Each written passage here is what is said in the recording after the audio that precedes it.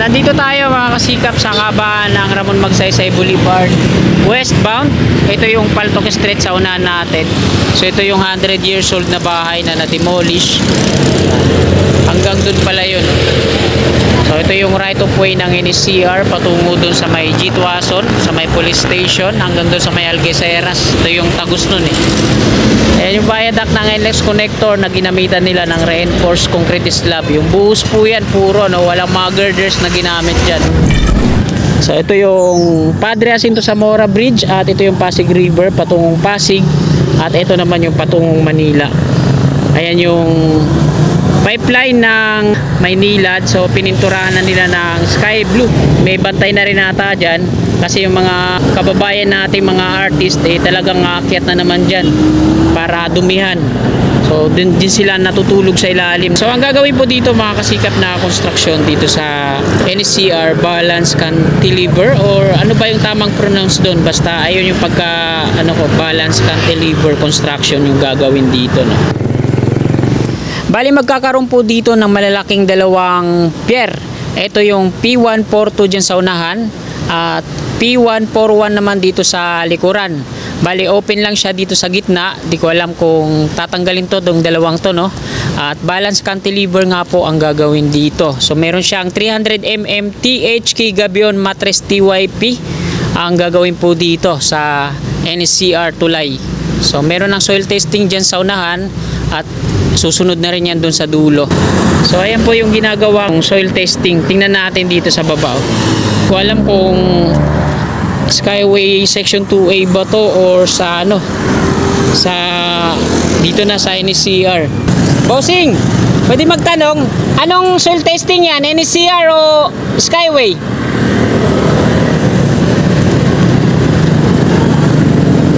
Sa Skyway yan, tay? Sa NSCR. Ayun, salamat. Sinimulan ko to, walang naniniwala sa paligid ko. At ayan mga kasikap, nakunan na po natin ang update dito sa may G. Tuason Street NLEX connector. Dako naman po tayo sa Ramon Magsaysay Boulevard at ituloy natin hanggang dun sa may Section 2A ng Skyway Stage 3. So yun, napay natin. Tara, let's go!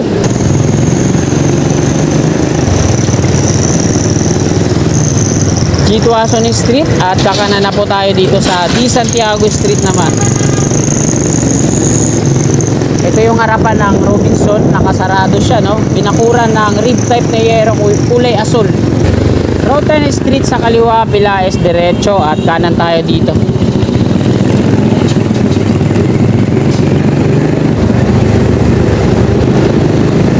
Nandito na tayo sa may Buenos Aires Street. Ito po yung NLEX connector, no? At nagkakaroon ng paglilinis dito sa kanal yung DPWH. Buenos Aires Street. Altura Market, nasa likod na bahagi po tayo. At kakanan na tayo dito palabas ng Ramon Magsaysay Boulevard westbound. Ito po yung footbridge tawiran mula dito sa west patungo nun sa east. Mga vendors, so preparation pa lang nila, no? Wala pa, hindi pa sila nakakapag tinda.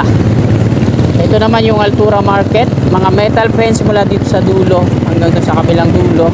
Harapan ng Altura Market, ayan, may nakaparking na naman ng mga motorsiklo. So maaga pa kasi wala pa yung MMDA dito na tumitingin-tingin. Ito yung Pilca Foundation at mga metal fence dyan sa Center Island. Pedestrian lane naman yan dyan at meron din isang pedestrian doon. So ito na yung viaduct ng NLEX connector dito sa gitna ng Ramon Magsaysay Boulevard. Dito naman sa kabahayan sa kanan na madidemolish. So dalawa pa rin yung na-demolish dito. Wala pang update sa pangatlo. Ito naman yung Ramon Magsaysay entry na maro-road widening at magiging doon na yan sa kabila.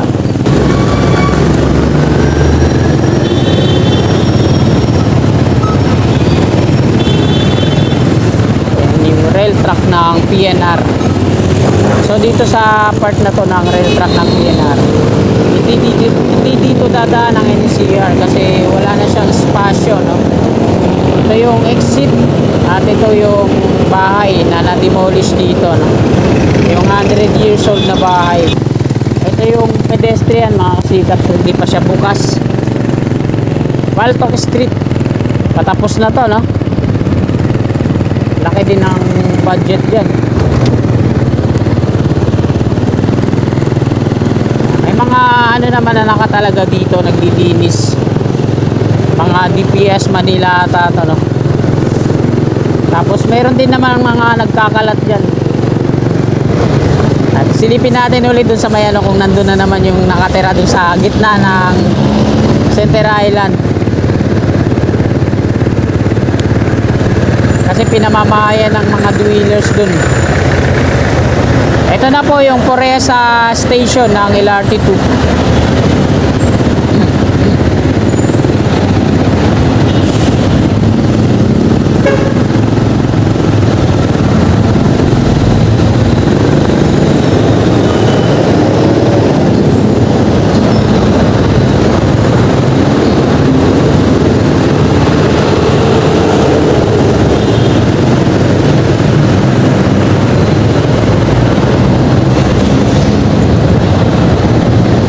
Kanan muna tayo dito tapos bago tayo mag-U-turn.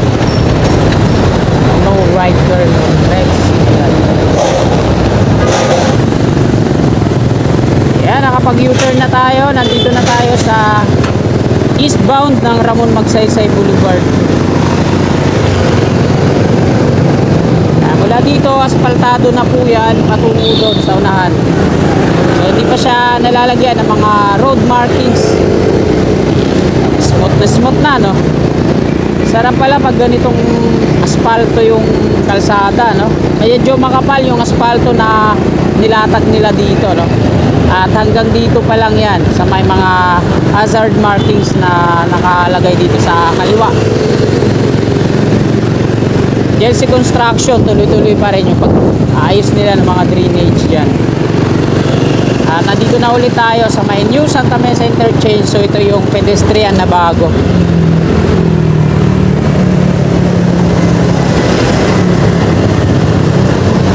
So silipin naman natin dito. Ito yung kabahayan na matidemolish washout para sa NLEX Connect, sa NSCR patungo dun sa Anonas.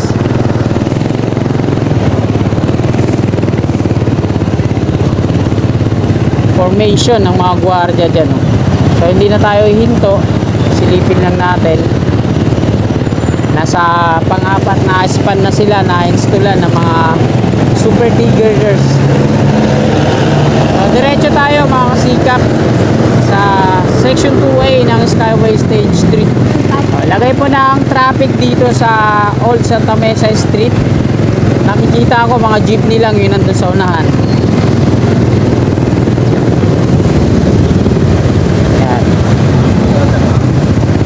Sila po yung nagpapabagal ng traffic dito.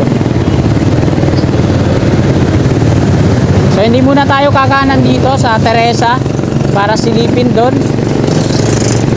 Diretso na tayo dito sa Paco Santa Mesa Road, Valenzuela Street sa unahan, at kakanan na tayo dito sa Paco Santa Mesa Road. Wala dito sa pinakadulo, ginawa nilang parkingan na yan, oh. Tapos merong isang lane naman na nadadaanan dito para sa mga magtutungo ng Quirino. Ito naman yung construction ng Bauer, subcontract ng Skyway sa ating gawing gitna, kaliwa. Meron silang dump truck dito at ito yung pile boring machine na nagdi-drill po sila ngayon, oh. Ang purpose po na ginawang kalsada yung bangketa dito sa kanan, ito po talaga yun. So meron silang panibagong steel casing na naitiri ko rin dyan. At ito naman mga rebar. So parang dikit-dikit yung mga rebar cage na off-ramp dito sa Paco Santa Mesa Road. Ito naman yung NLEX connector sa ating gawing kanan. So nagtirik din sila kagapon ng rebar cage dyan. Maui OSS hindi na makita, no? Tinakpan na. So ito na yung section 2A ng Skyway Stage 3.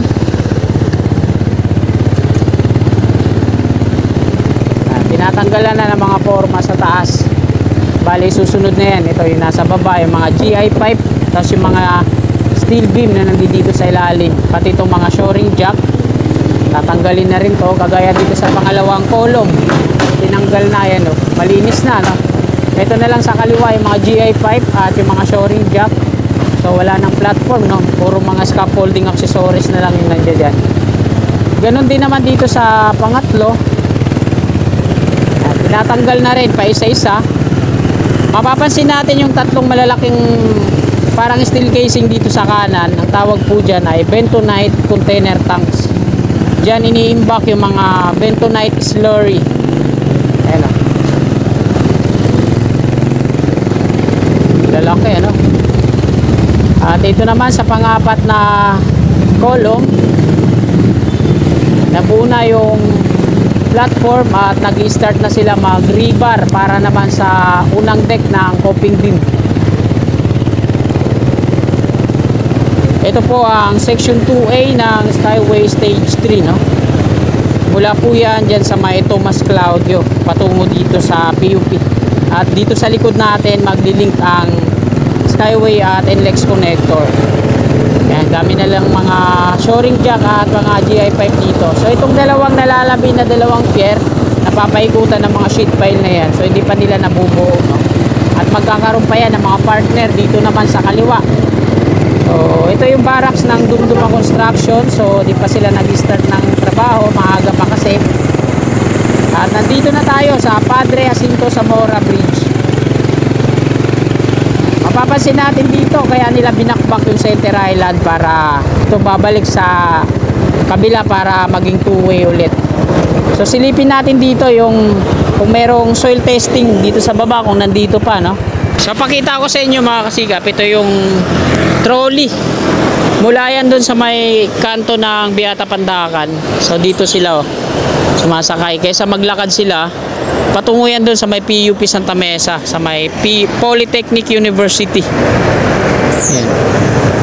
Ayan tinatawag na trolley. Yung gulong niya gawa sa bearing.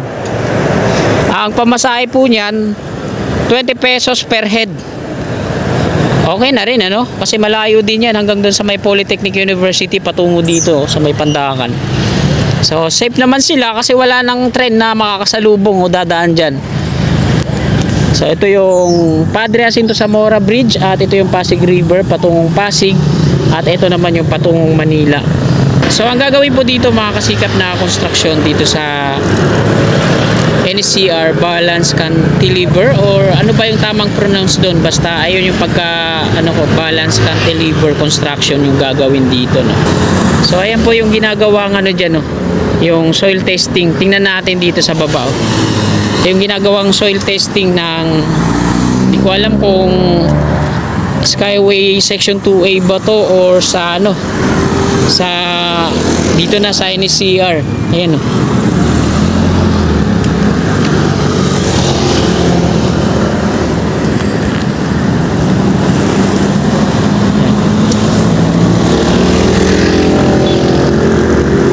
Bossing, pwede magtanong, anong soil testing yan? NSCR o Skyway?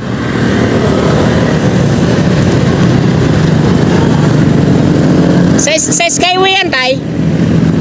Ah, sa NSCR. Ayun, salamat.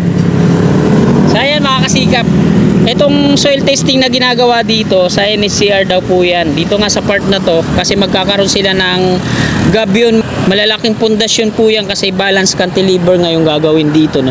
Isa dun sa dulo at isa dito naman sa kabila. So napakalaking pundasyon, baka nga abutin to hanggang dun, no? Tapos dun naman sa kabila. So ito ata yung dalawa na to dito, aalisin na yan. So ayan, na-confirm na natin na soil testing po ito ng NSCR.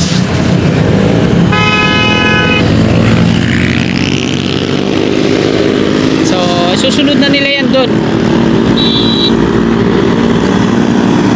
So ayan mga kasigap, dito na po nagtatapos tong video natin ngayong umaga, araw po ng Huwebes, ika-3 po ng Mayo taong 2024 at mag-alas 7 na po ng umaga. So maraming salamat mga kasikap sa patuloy niyong suporta kay Kasikap Channel at Kasikap Motovlog sa Facebook. Ayan. Magpapaalam na po ako. Magandang umaga. God bless po sa ating lahat. Sulatan ko lahat ng mga